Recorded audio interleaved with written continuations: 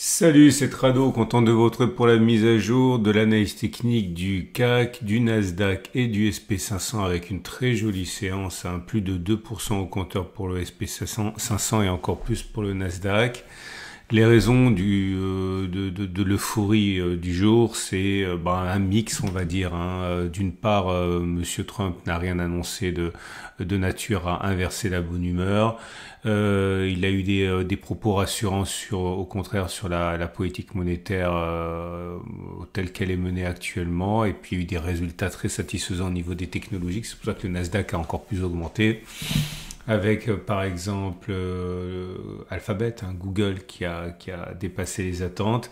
Donc ça c'est pour les marchés américains. Et du côté des marchés européens, pareil, des résultats assez solides, notamment ceux de SAP. Et également, on a particulièrement apprécié qu'il n'y ait pas de surenchère au niveau des propos protectionnistes de Donald Trump. Donc voilà, un petit peu de roue libre, ça fait du bien. Regardez un peu le SP500. J'ai tracé pour vous une oblique qui est intéressante. Pourquoi est-elle intéressante celle-ci? Eh bien, tout simplement parce que c'est l'épisode Trump. Ok, on est passé des plus hauts aux plus bas en étant martyrisé par cette oblique. Et cette oblique a donc une signification particulière, un goût particulier. Et on est à son assaut là, et on a réussi à clôturer au-dessus sur le SP500, on a même réussi à clôturer 2 fois de suite pour le Nasdaq. C'est pas gagné, je vais vous expliquer pourquoi c'est pas gagné une fois prochaine, parce que j'ai une astuce que j'ai déjà partagée avec vous, que vous connaissez si vous êtes des anciens, pour savoir quand une oblique cassée a vraiment du sens et quand elle n'en a pas encore vraiment. Là, en l'occurrence, ça reste quand même fragile, ça n'en a pas encore. Et en guise d'avant-bouche, non pas d'avant-bouche, de mise en bouche, une des raisons pour lesquelles c'est bien mais peut mieux faire, c'est parce que finalement rien n'est gagné. Et en particulier, ce qu'il faudrait véritablement réussir à faire, c'est passer au-dessus de cet ancien creux de dos et qui a été cassé, qui a donc changé de polarité, qui est devenu résistance. Et donc à partir de là, vous voyez, passer au-dessus de l'oblique, c'est un bon début, j'ai envie de dire, mais voilà, le vrai obstacle à court terme, c'est cette zone-là. Il faudrait donc pas, on arrive, c'est pas pour rien qu'on s'est arrêté là. À mon avis, il y a eu des prises de profit à l'approche de cette zone. Donc il y a des prises de profit. Il y a le gap ici dont on sait que c'est toujours un petit peu délicat à passer. Et à partir de là, j'ai envie de dire, on va attendre que l'on clôture au-dessus des 5600 pour pavoiser, plus l'astuce que je vous donnerai plus tard, parce que c'est pas encore déclenché, ça sert à rien de faire des anticipations pour rien. J'aimerais également aujourd'hui, non, je vais vous montrer d'abord, non, je vais faire le backtest d'abord.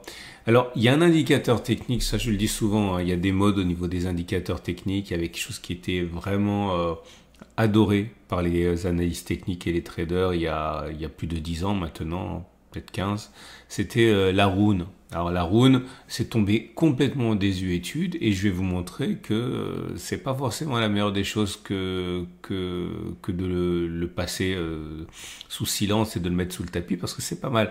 Ça fonctionne pas super bien, toujours. D'ailleurs, par exemple sur le CAC 40, c'est moyen.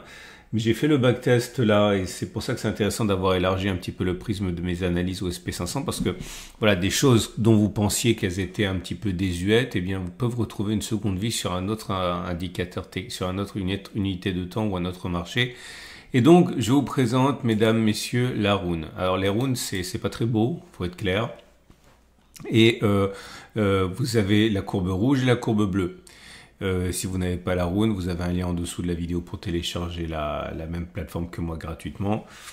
Et ce qui est intéressant avec la rune, c'est que lorsque le bleu va croiser le rouge, c'est un signal haussier. Et lorsque le rouge va croiser le bleu, c'est un signal baissier. Donc voilà, ici, vous avez un signal haussier parce que le bleu croise le rouge. Et là, vous avez un signal baissier parce que le rouge croise le bleu. Signal haussier, signal baissier. Bon, évidemment, je prends des morceaux, un endroit qui m'arrange, mais voilà, là vous aviez un signal baissier. Ok, signal haussier, signal baissier. Ok, bon, vous avez compris. On va regarder ce qui va se passer, mais j'ai appliqué un filtre qui est comme souvent la M200. C'est-à-dire qu'actuellement, on est sous la moyenne mobile à 200 jours, donc en tendance de long terme qui est baissière. Je sais pas pourquoi je vous montre le SP500, c'est pas du tout ce qui m'intéresse. Excusez-moi, c'est le Nasdaq qui a délivré son signal sur la rune. Et donc j'ai regardé ce qui s'est passé les dernières fois, les 30 dernières fois où on est revenu un signal haussier, donc le bleu qui croise la rouge, comme ici, alors qu'on est sous la M200. Ok? Et regardez, donc j'en profite parce que je suis sous les yeux. Vous voyez, on a eu 2 clôtures au-dessus de l'oblique descendante ici, hein. Donc c'est pas mal. Donc j'ai regardé comme d'habitude 3 choses. Est-ce qu'on a fait R1, est-ce qu'on a fait R2, est-ce qu'on a fait R3? Donc ce cas-là n'a pas fonctionné, je vais en prendre un autre qui est plus facile. Je vous propose, voilà. Donc tout ce qui s'est passé là ne m'intéresse pas parce qu'on était au-dessus de la M200. Par contre là ça m'intéresse parce qu'on était en dessous de la M200. Et le premier signal a été donné sur cette bougie-là, signal ici. Voilà. Vous mettez le stop de protection sous le précédent plus bas du cycle baissier de la rune. Donc quand le rouge était au-dessus du bleu, le plus bas il est là, 4,79. Donc le cycle baissier de la rune c'est l'inverse, hein, c'est quand le rouge est au-dessus du bleu. Le plus bas il est là, 4,8. Et vous voyez qu'au mieux on a fait 28, 30, je sais plus. Mais en tout cas on a bien fait au moins une fois, 2 fois, 3 fois à distance au stop de protection. Comme là aussi, le signal a été donné ici. Ok. Là. Le stop de protection, il est mis sous les plus bas du cycle baissier de la rune, c'est là. 10,02, on l'a frôlé, 9,63, mais on l'a pas touché. Puis derrière, on a fait 30, 40, je sais plus. Bon bref, on l'a fait largement. Et il y a 3 pouces verts. Et parfois, ça ne demande rien du tout, comme ici. Le signal a été donné sur cette bougie-là. Alors après, on peut peaufiner. Vous voyez, quand le croisement a lieu tout en haut, c'est généralement pas aussi bon, hein. Mais bon, là, j'ai tout pris. À vous de peaufiner si vous voulez aller plus loin. Ici, voilà, ici, le stop de protection, il était là, il a été déclenché 2 séances après. On n'a pas eu le temps de faire ni 1, ni 2, ni 3 fois distance stop de protection. Et là, vous avez une très mauvaise série. Ok, c'est pour ça qu'il faut tester, parce que si vous ne testez pas, si vous faites votre test ici, vous voyez que les 4 dernières occurrences, c'est pas bon, généralement, vous n'allez pas plus loin. Hein. Ok, donc il faut tester sur un nombre suffisant. Donc j'ai fait le test 30 fois. Et 30 fois, l'important, c'est que ça m'a permis de baliser quand même pas mal de cycles baissiers. Et ça nous amène jusqu'en 2006. Mine de rien, c'est pas rien. Ça fait il y a 20 ans. Ok. Et voilà les conclusions. Peut-on dire, suite au signal que l'on a eu ici, aujourd'hui, qu'on peut faire une fois à distance au stop de protection, positionné sous les plus bas du cycle baissier de la rune, 13,95, donc faire plus 13,95. La réponse c'est oui, hein. Ça a fonctionné 18 fois, ça a échoué 12 fois, autrement dit 60% des cas. On aurait gagné pour 100 € de risque, 1800, on aurait perdu 12 fois 100, 1200, 18 moins 12, ça fait plus 600. Est-ce qu'on peut envisager de faire 2 fois 13,95 fois 2, ça fait à peu près 28. La réponse c'est pas vraiment, ok, c'est aléatoire, voire assez négatif. 14 succès, 16 échecs. Donc 47% de succès, mais si vous gagnez, quand vous gagnez, ça compense largement puisque vous gagnez 14 fois 200, 2800 et vous avez perdu 16 fois 100, 1600, ça veut dire 2800 moins 1600, ça fait plus 1200, c'est mieux en fait. Et peut-on envisager de faire 3 fois la distance au stop de protection? Donc vous rêvez pas, on parle bien de 14 fois 3, ça fait 42. Eh bien ça a fonctionné 13 fois, ça a échoué 17 fois, il n'y a quasiment pas de déperdition par rapport à R2 avec R3. Donc 43% de succès, donc c'est pas plausible, hein, 43%. Mais par contre, quand ça fonctionne très bien. Vous auriez gagné 13 fois 300, 3900, vous auriez perdu 17 fois 100, 1700, ça fait 2200. Une fois de plus, et je vous dis parce qu'il y a toujours des nouveaux, vous voyez bien que l'analyse technique et le trading, c'est différent, ok. Et le caractère prédictif, c'est pas ça qui permet de gagner de l'argent. Le meilleur caractère prédictif ici, c'est gagner une fois R1. Mais le meilleur succès en termes d'argent, c'est R3. Pourtant, on se trompe dans 57% des cas. Donc, il faut vraiment comprendre ça. Le boulot de l'analyse technique et le boulot du trader, c'est pas du tout la même chose. Ce qui est plausible ici, c'est qu'on fasse R1. Ce qui est pas plausible, c'est qu'on fasse R2 ou R3. Ok, sur les 30 dernières occurrences. Par contre, c'est bien ça qu'il faut viser si on veut gagner de l'argent. Bref, vous l'aurez compris, c'est pas mal cette histoire. Ok, et viser R1, c'est plausible. Hein. Voilà, comme je l'ai dit, sur le SP500, on n'a pas le signal encore. Hein. Donc on a fait le tour. Donc on va passer maintenant au... Bon, le SP500, c'est toujours pareil. Hein. C'est à une différence près quand même, c'est que eh bien, on n'a pas encore clôturé au-dessus deux fois de suite. Donc, c'est encore plus précaire, j'ai envie de dire. Mais on est toujours sur une séquence qui est baissière et sur une zone de support de moyen terme qui a normalement le pouvoir de s'imposer à la tendance journalière baissière. Je le dis pour la 7e fois cette semaine. Quand on a une tendance baissière, l'objectif, normalement, c'est le support sur l'unité de temps supérieure. Ici, c'est le cas, c'est le jaune, hein. Et pour ceux qui croiraient que ça a été cassé, désolé, je suis obligé de me répéter, ça n'a pas été cassé parce que si vous remontez sur les unités de temps supérieures, ça aussi j'en ai parlé beaucoup en son temps, vous voyez, on est venu titiller cette zone, on est en train de clôturer au-dessus. Et comme ce support a été tracé sur l'unité de temps supérieure, c'est bien sur l'unité du temps supérieur qu'on doit juger de sa cassure ou pas. Donc ça n'a pas été cassé, c'est plutôt un super signal haussier avec cette longue mèche basse, hein. C'est très important. Je sais, je le répète à la fois trop et pas assez, hein. Le CAC 40 est dans une situation intermédiaire, mais franchement, c'est pas mal, hein, puisque bon, le signal de la roue n'a par exemple pas été donné ici, hein. Alors, ce qui est intéressant, c'est qu'on rebondit. Ce qui est intéressant, c'est que on n'a pas comblé le gap. On ouvre des gaps, on les a pas comblés. Ce sont des signaux de force.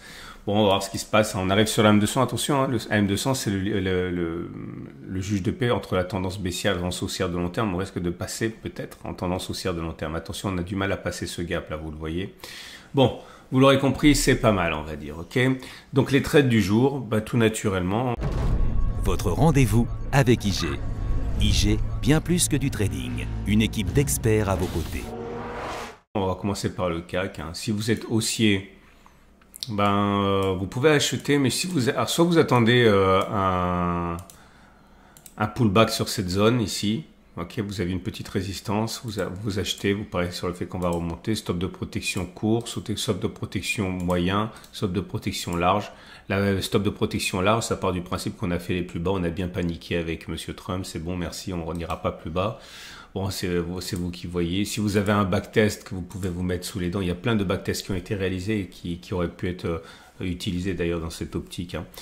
Si vous avez un biais qui est baissier, j'ai envie de dire que c'est la même chose, hein. Soit vous pensez qu'on va échouer sur ce gap, donc stop de protection par définition au-dessus du gap et vous pariez sur une baisse. Soit vous pouvez prendre un stop de protection plus large, mais dans ce cas, il serait peut-être intéressant d'attendre un rebond, enfin une remontée et de cueillir plus haut le CAC 40 pour spéculer à la baisse. Non, vous avez le droit de penser qu'on est à deux doigts du gouffre et qu'on s'en rend pas compte et la Chine et Trump et la Russie, etc. Ça va nous retomber sur le coin du visage à un moment ou à un autre. Donc, vous mettez un stop de protection large et puis vous pariez sur le fait que on va attendre le CAC au tournant, mais au moment ça va baisser, hein. Simplement travailler avec des outils adaptés en termes d'unité de temps. Et pour les indices américains, le SP500 Nasdaq, c'est pareil, hein. C'est-à-dire, si vous pensez que c'est haussier, eh bien, vous pariez naturellement sur la hausse. Vous pouvez parier sur le fait qu'on ne comblera pas le gap. Vous pouvez mettre le stop de protection ici. Ou alors, vous pouvez mettre le stop de protection large. Premier objectif, naturellement, 20 270, 20 180. Ou alors, objectif large ici. Ou alors, le backtest, hein, celui de la rune. C'est possible aussi. Et pour le SP500, c'est exactement pareil. Attention, parce qu'on est sur une zone de résistance. Ici, certains se diront, je ne vais pas acheter au contact d'une résistance, ce qui sera assez légitime de le penser. Attendez un éventuel échec, un retour vers le bas.